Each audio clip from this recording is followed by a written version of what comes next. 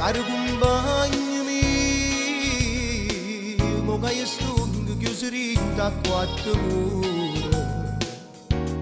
lo sto scrivendo e una lacrima mi scende lentamente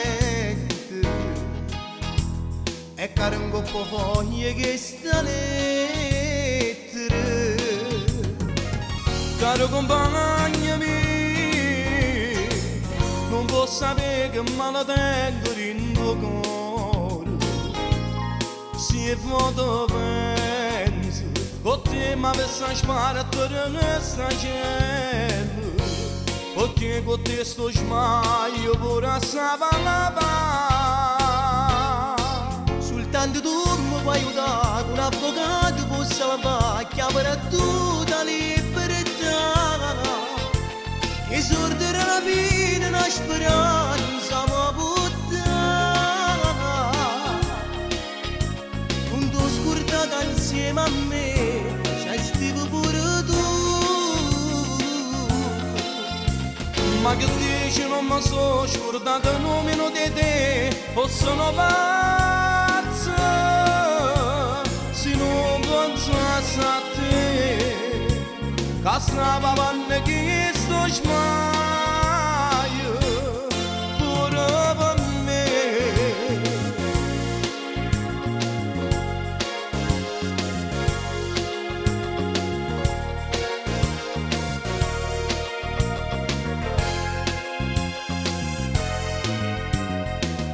e mentre nasco solo si sta facendo scorrere in tuo cuore mio nata giornata a tu non serve che sto tempo come volesse che tornasse a libertà soltanto tu mi puoi aiutare un avvocato può salvare chiamare tutta libertà che sorderà la vita una speranza mi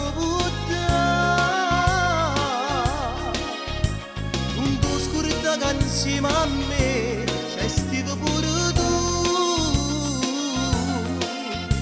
ma che dici non mi so scordato il nome di te o sono pazzo se non pensassi a te che stava avanti che sto sbaglio pure per me